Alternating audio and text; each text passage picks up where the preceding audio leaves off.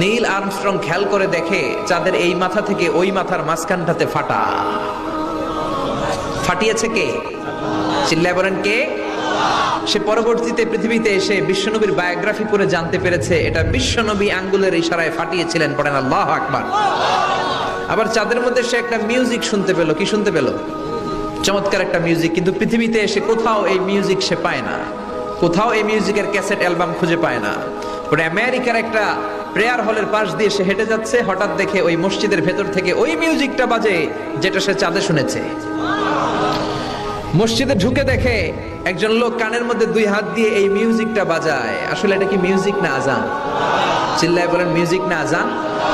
সে ভিতরে ঢুকে মুয়াজ্জিনরা বলে, তুমি এত বড় সিঙ্গার, এত বড় মিউজিশিয়ান, তোমার গান তোমার মিউজিক চাঁদেও বাজে, কি এটা? সে বলল এটা গান নয়, এটা মিউজিক নয়, এটা হচ্ছে আজান। চিল্লায় বলেন ঠিক কিনা?